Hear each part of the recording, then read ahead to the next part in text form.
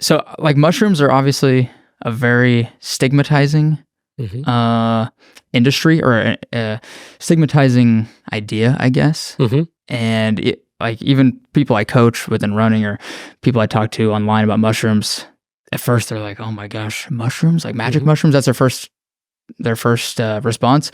So I'm curious, like, what that's been like to have to build a business and successfully build a business through that stigma, especially in the United States. I feel like mushrooms have such a weird connotation with them that you have to probably navigate. Yeah, Four Sigmatic has been around 12 years, and I was already in mushrooms before that, and I feel like I've heard every story. And to your point, it used to be people have a very strong positive, or more commonly a very strong negative. It's either negative because of I don't like mushroom taste, as in culinary mushrooms, like, oh, I don't like to eat mushrooms on my pasta or whatever, or they're about psychedelics. There's obviously some people who are really stoked because they think of psychedelics too, and they're like, oh yeah, do you have any? What I can say that it's increasingly been less mycophobia. The West is historically quite mycophobic, so if there's a fear of mushrooms, versus Slavic people, Asian people, Latin people, they don't have that. Like mushrooms are a more common part of those cultures, but Anglo-Saxon people particularly have like had like a big fear for mushrooms.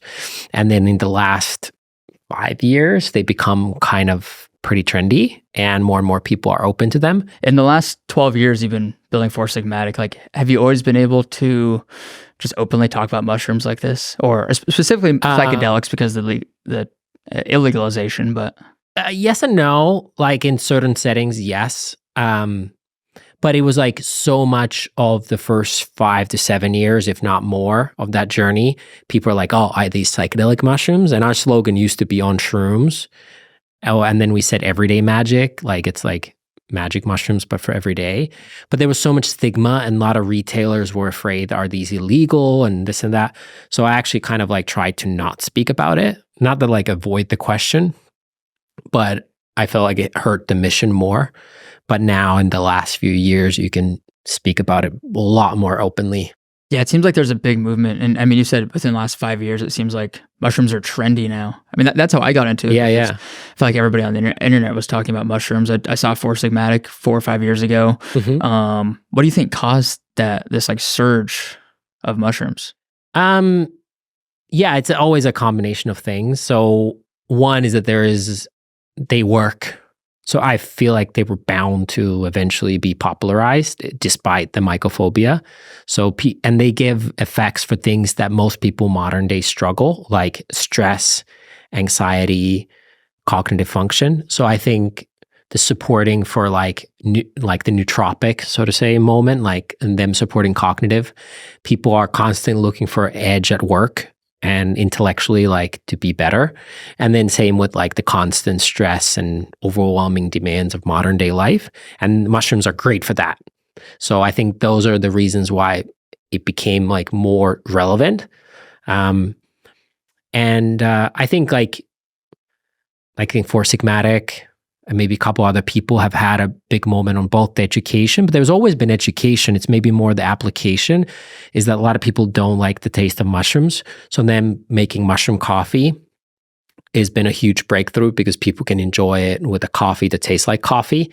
And through that, a lot more people got into it. Is there mushroom coffee in Finland? Like growing up, was that a thing, or did you guys almost kind of have to invent that? Yeah, Finns drink more, where I grew up in Finland, Finnish people drink more coffee than anyone else in the world per capita, like almost well more than 2 times the Americans. And during Second World War, we ran out of coffee beans, or there was a limited supply of coffee beans. We were attacked both by Germans and Russians. And during that time, Finns started brewing mushrooms. There was some used before that, but that's when this like chaga coffee substitute came about. And then after the war, it was studied extensively in places like University of Helsinki, but then like we kind of pioneered the concept of like half coffee, half mushrooms. At that point, it was just mushrooms, like a coffee substitute, but putting like half of the caffeine will make the flavor a lot more approachable to people. But then you get the similar caffeine of a tea, like you get like 50 milligrams instead of 100 milligrams, you know? Yeah.